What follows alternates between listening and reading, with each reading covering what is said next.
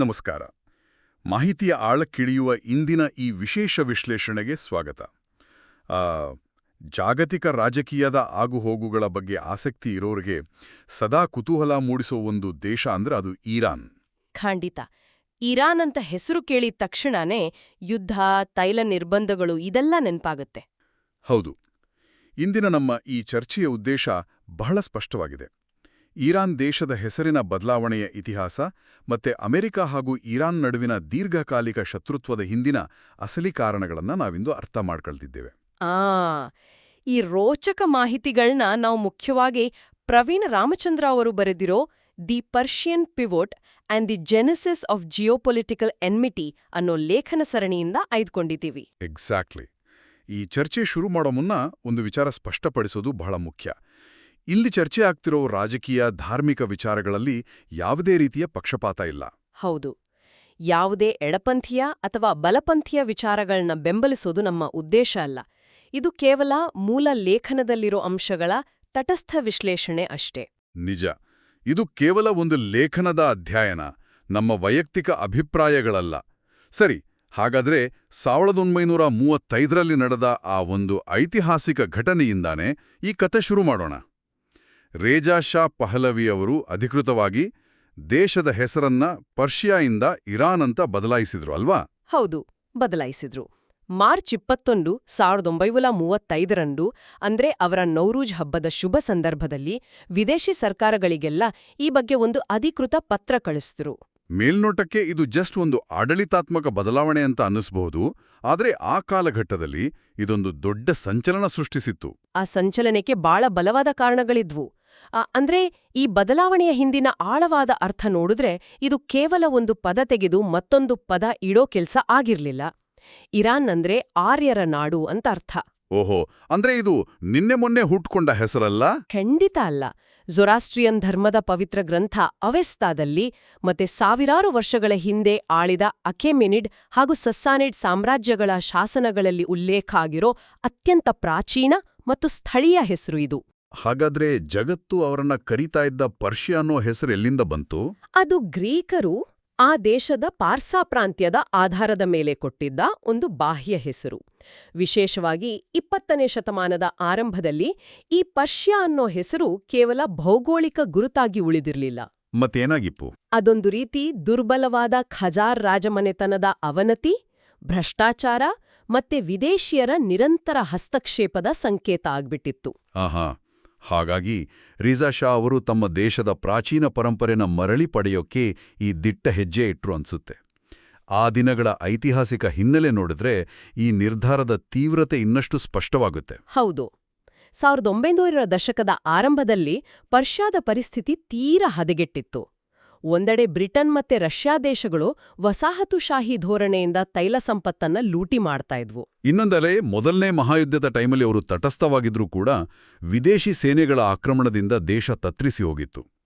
ಈ ದಯನೀಯ ಸ್ಥಿತಿಯಿಂದ ದೇಶನ ಮೇಲೆತ್ತಕ್ಕೆ ರೇಜಾ ಶಾ 1921ರಲ್ಲಿ ದಂಗೆ ಎದ್ದು ಅಧಿಕಾರ ಹಿಡಿದರು. ನಿಜ. ಲೇಖನದಲ್ಲಿ ಹೇಳಿರೋ ಹಾಗೆ ರೇಜಾ ಶಾ ಅವರ ಕಣ್ಣು ಮುಂದೆ ಟರ್ಕಿಯ ಆಧುನಿಕ ಪಿತಾಮಹ ಮುಸ್ತಫಾ ಕೆಮಾಲ್ ಅಟಾಟರ್ಕ್ ಅವರ ಮಾದರಿಯಿತ್ತು. ಅಂದ್ರೆ ಅಟಾಟರ್ಕ್ ಹೇಗೆ ಟರ್ಕಿನ ಆಧುನೀಕರಿಸಿದ್ರೋ ಅದೇ ರೀತಿ ಇವರು ಬೃಹತ್ ರೈಲ್ವೆ ಮಾರ್ಗಗಳು, ಕಾರ್ಖಾನೆಗಳು ಮತ್ತೆ ಜಾತ್ಯತೀತ ಶಿಕ್ಷಣ ವ್ಯವಸ್ಥೆ ತಂದ್ರು. ಹೌದು, ದೇಶ ಕಟ್ಟಿದ್ರು. ಆದ್ರೆ ಅಷ್ಟೆಲ್ಲ ಬದಲಾವಣೆ ತರ್ತಾ ಇದ್ರೂ ಅವರು ಇರಾನ್ ಅಂತ ಹೆಸರಿಡೋಕೆ ಮಾಡಿದ ಮನವಿಗೆ ಪಾಶ್ಚಿಮಾತ್ಯರು ಸ್ಪಂದಿಸಿದ ರೀತಿ ನಿಜಕ್ಕೂ ಅವರ ಅಹಂಕಾರ ತೋರಿಸುತ್ತೆ.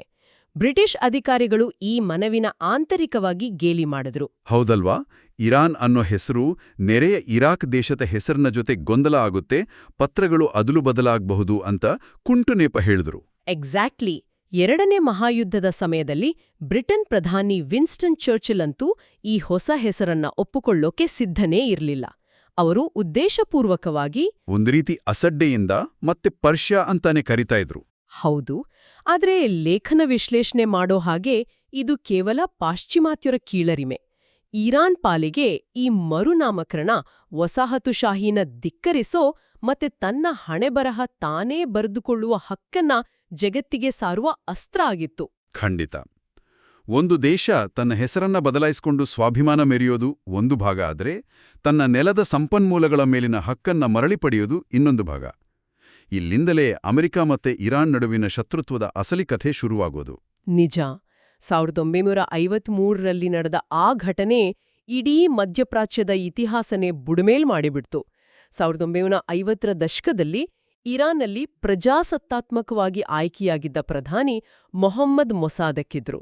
ಜನಪ್ರಿಯ ನಾಯಕರಾಗಿದ್ರು ಅವರು.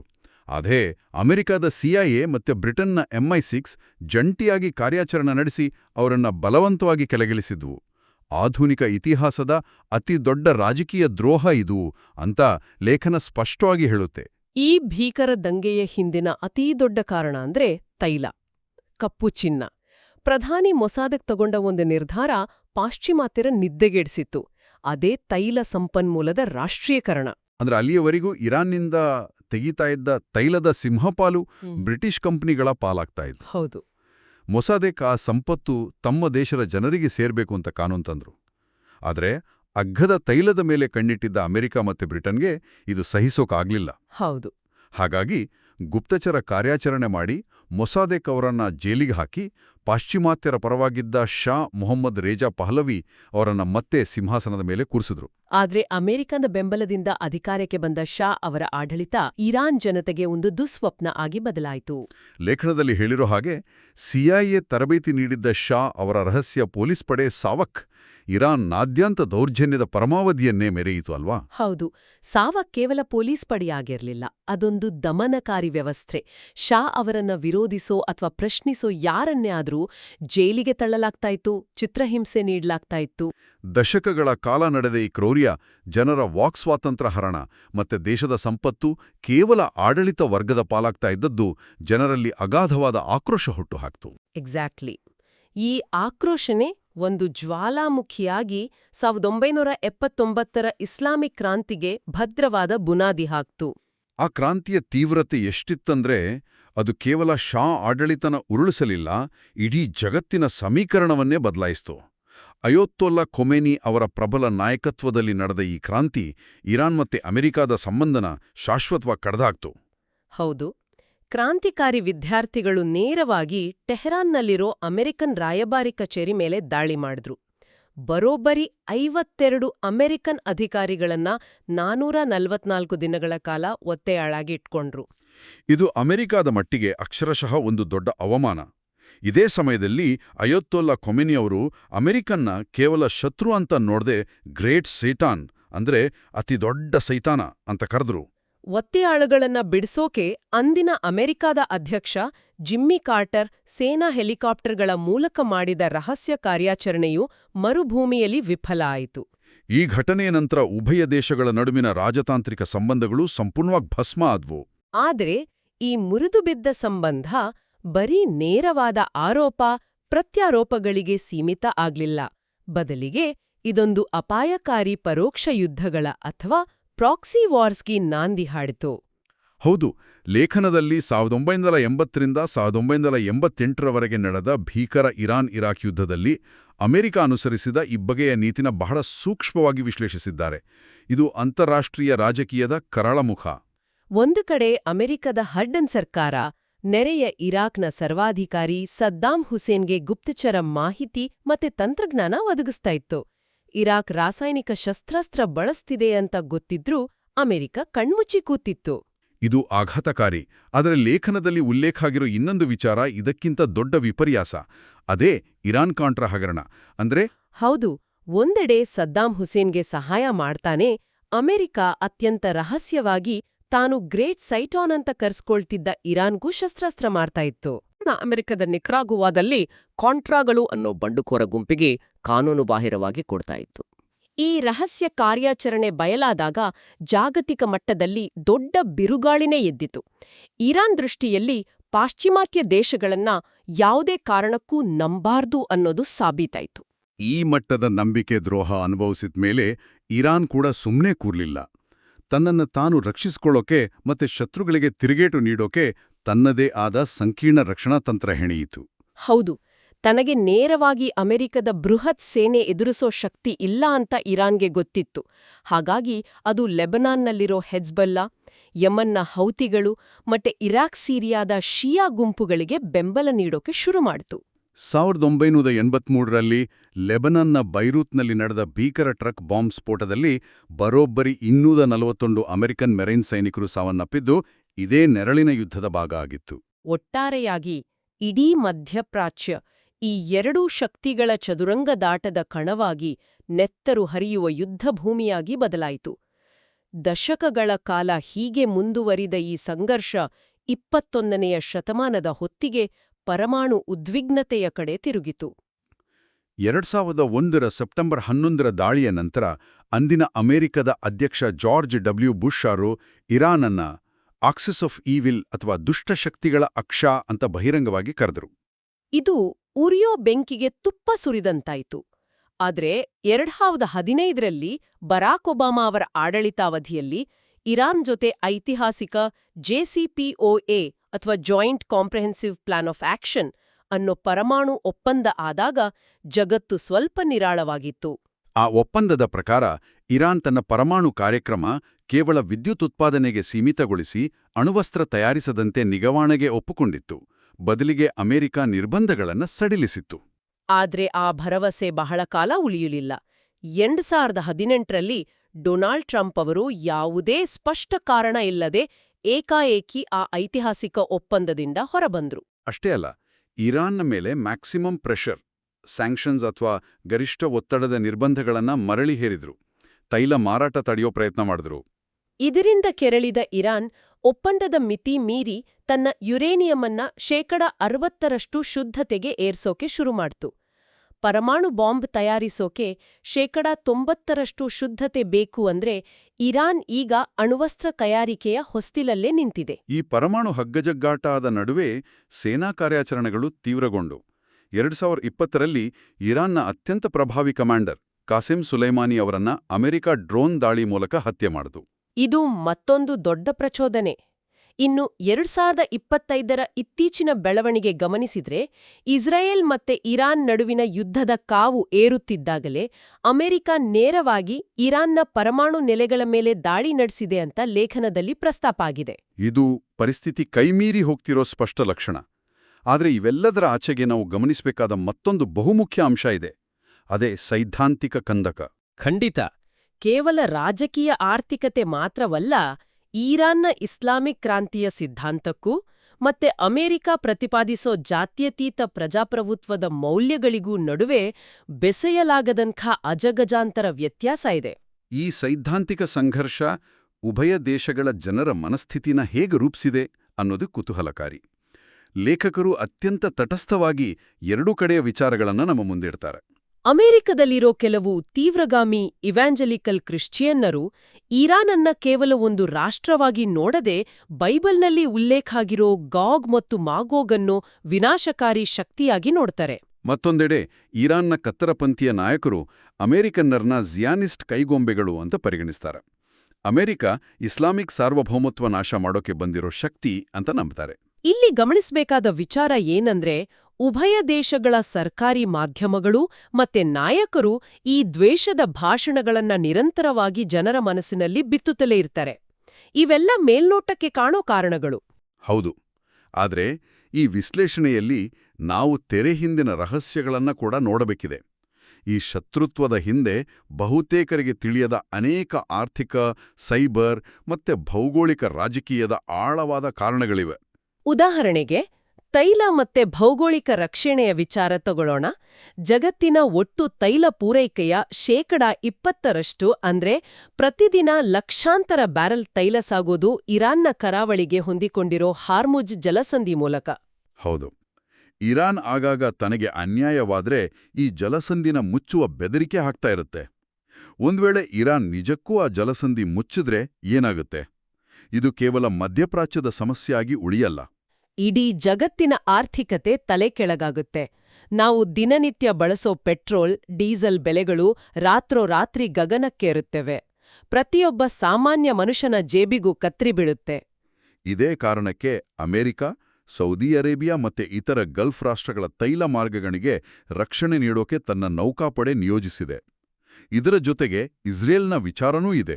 ಇಸ್ರೇಲ್ ಬಳಿ ಘೋಷಿಸದ ಪರಮಾಣು ಶಸ್ತ್ರಾಸ್ತ್ರಗಳ ಕಾರ್ಯಕ್ರಮ ಇದೆ ಅನ್ನೋದು ಜಗತ್ತಿಗೆ ಗೊತ್ತಿರೋ ಗುಟ್ಟು. ಅದಕ್ಕೆ ಅಮೆರಿಕದ ಸಂಪೂರ್ಣ ಬೆಂಬಲನೂ ಇದೆ.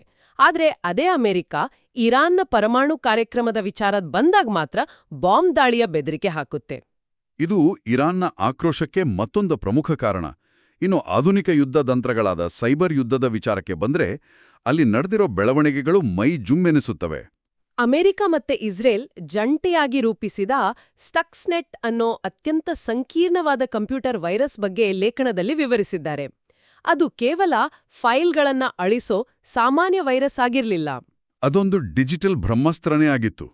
ಆ ವೈರಸ್ ಇರಾನ್ನ ಅತ್ಯಂತ ಭದ್ರತೆಯುಳ್ಳ ಪರಮಾಣು ಕೇಂದ್ರದೊಳಗೆ ನುಸುಳಿ ಅಲ್ಲಿ ಯುರೇನಿಯಂ ಶುದ್ಧೀಕರಿಸ್ತಾ ಇದ್ದ ಸೆಂಟಿಫ್ಯೂಜ್ ಯಂತ್ರಗಳು ತಮ್ಮ ನಿಯಂತ್ರಣ ಕಳಕೊಂಡು ತಾವಾಗಿ ಒಡೆದು ಚೂರಾಗುವಂತೆ ಮಾಡಿತು. ಅತಿ ದೊಡ್ಡ ಆಶ್ಚರ್ಯ ಏನಂದ್ರೆ ಈ ಯಂತ್ರಗಳ ನಾಶ ಆಗ್ತಾ ಇದ್ರೂ ಕಂಟ್ರೋಲ್ ರೂಮ್ನಲ್ಲಿದ್ದ ಇಂಜಿನಿಯರ್ಗಳ ಕಂಪ್ಯೂಟರ್ ಪರ್ದೆ ಮೇಲೆ ಎಲ್ಲವೂ ಸುಸ್ಥಿತಿಯಲ್ಲಿದೆ ಅನ್ನೋ ಸುಳ್ಳು ಮಾಹಿತಿನ ಆ ವೈರಸ್ ತೋರಿಸ್ತಾ ಇತ್ತು. ಇದು ಇರಾನ್ಗೆ ಅಮೆರಿಕ ನೀಡಿದ ಅತಿ ದೊಡ್ಡ ತಾಂತ್ರಿಕ ಪೆಟ್ಟು. ತಾಂತ್ರಿಕ ಪೆಟ್ಟಿನ ಜೊತೆಗೆ ಆರ್ಥಿಕವಾಗಿಯೂ ಇರಾನ್ಗೆ ನಿರಂತರವಾಗಿ ಪೆಟ್ಟು ಬೀಳುತ್ತಲೇ ಬಂದಿದೆ. 1979ನ ಒತ್ಯಾಳು ಬಿಕ್ಕಟ್ಟಿನ ನಂತರ ಅಮೆರಿಕದ ಬ್ಯಾಂಕುಗಳಲ್ಲಿದ್ದ ಇರಾನ್ನ ಕೋಟ್ಯಾಂತರ ಡಾಲರ್ ಮೌಲ್ಯದ ಆಸ್ತಿನ ಅಮೆರಿಕ ಮುಟ್ಟುಗೋಲು ಹಾಕಿಕೊಳ್ತು. ಜಾಗತಿಕ ಹಣಕಾಸು ವ್ಯವಸ್ಥೆಯಿಂದ ಇರಾನನ್ನ ಹೊರಗಿಡ್ಲಾಯ್ತು. ಇದರಿಂದ ಇರಾನ್ನ ಆರ್ಥಿಕತೆ ಪಾತಾಳಕ್ಕೆ ಕುಸಿತು.